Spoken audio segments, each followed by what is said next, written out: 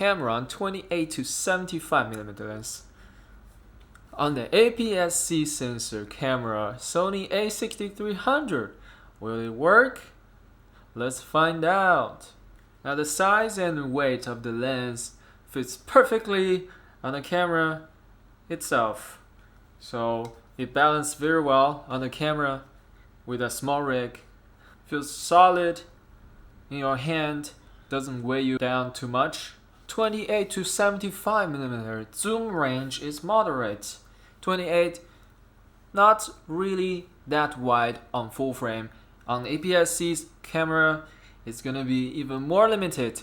28 multiply 1.5.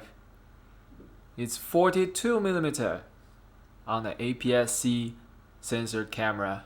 So the field of view is very limited on the wide end. And 75 multiplied 1.5 is 112. Did I do that right? 112 is pretty good, but not as good as the super zoom 24 to 240. So will it prove itself to be useful?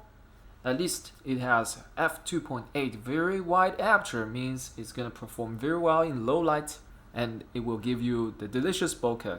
And don't forget that the Tamron 28 to 75 has a very short minimum focus distance, so you can focus on items very close to the camera, even if it's on APS-C sensor. So that's gonna come in handy. This setup feels very good in your hand.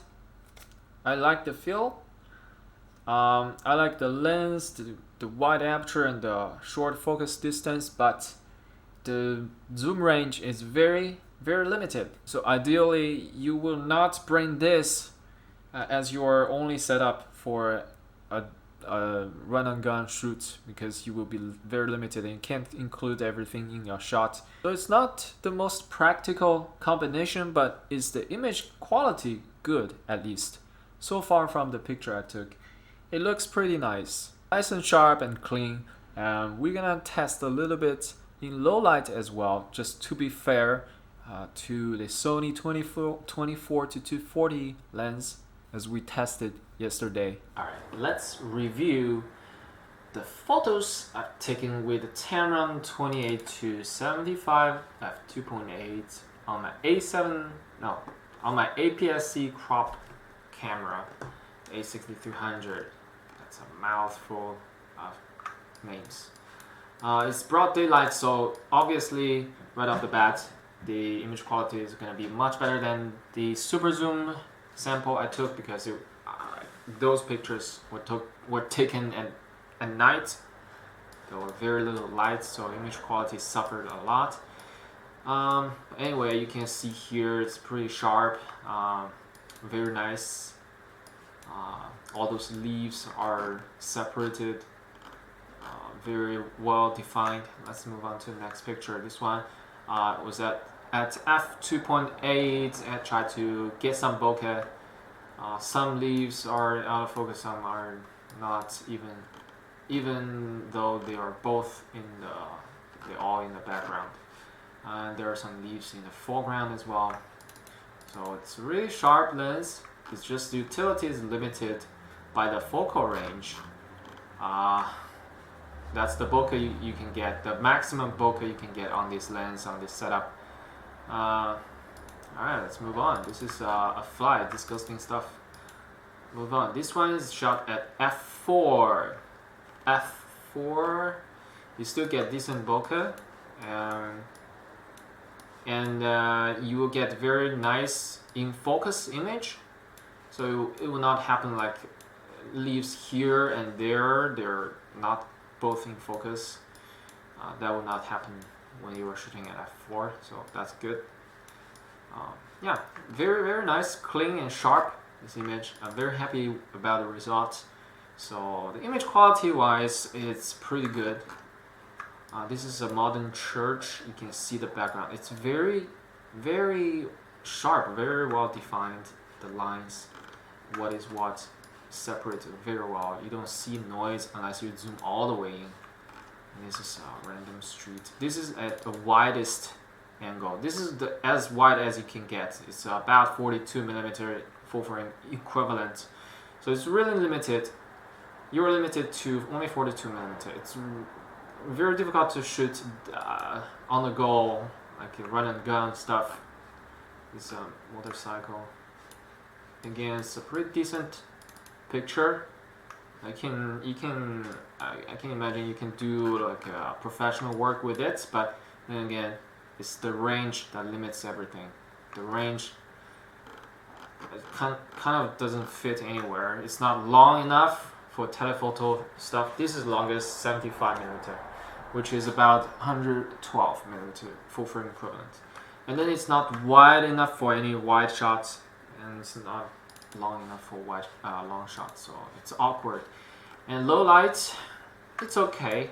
It's obviously it's gonna be much better than the super zoom, because the aperture is much wider. It's f2.8 instead of 3.5 to 6.3. Usually 5.6, 6.3, because usually you want to zoom in a little bit with super zoom. So yeah, low lights definitely better, but still, you don't want to shoot low light with crop lens handheld. It's never gonna be good. You need a tripod and whatever. So yeah, there's that. All right, this is the photo. Now let's review the videos. Again, 4K video. First thing you notice is that the camera is shaking a lot, because obviously there is no OSS, no image stabilization in the lens nor in the camera. So in this setup, it's gonna be a little bit difficult to shoot handheld. Actually, very difficult to shoot handheld, because it's gonna be shaky all the way. Even this one is zoomed in 75. Even when you're zoomed out, like at 28mm, it's gonna. This is 28mm. Even this one, you can see all the jitter and all the shake and stuff. So it's really not good for handheld video work. It's gonna be horrible. Don't use this setup if you're shooting video, unless you have gimbal or tripod. This is the Fly. It's bokeh. I didn't bring a filter. It was my mistake. I should have brought a filter. By the way, the filter thread is very nice. It's 67, so it works also with the Sigma 16mm f1.4 lens. I also worked with some other lens, the Sony 85, I think, f1.8. I think that one also works. So that's pretty nice. You can share the same filter for all these lenses. And as you can see, it's super duper sharp in daylight, especially. Yeah, 6K downsample to 4K. Now let's take a look at more. This is a little bit close range, the macro shot. Shaky. But I just want to show you how close you can get to a subject. You can really get up close with this lens, even on APS-C sensor. So that's a huge advantage for this lens. With the super zoom, you cannot do this. You have to keep away for at least 50 centimeter, so half meter. And this one, just to zoom out and show you how close you can get. All right. The image was a little bit pinkish, purplish, but sharp. Low lights, obviously low lights is gonna suffer.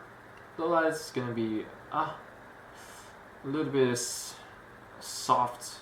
You can see all the noises. It's not the best, but yeah, you can. It's definitely, it works. You can definitely shoot something. You can see stuff, at least, at the very least, you can see stuff. Especially when you zoom in. Like if you use Sony Super Zoom, when you zoom in, it's gonna be super dark, super difficult to shoot stuff. But this, you have f2.8 across the focal range, which is nice. Alright, that's the review on the footage. Let's get back to the video.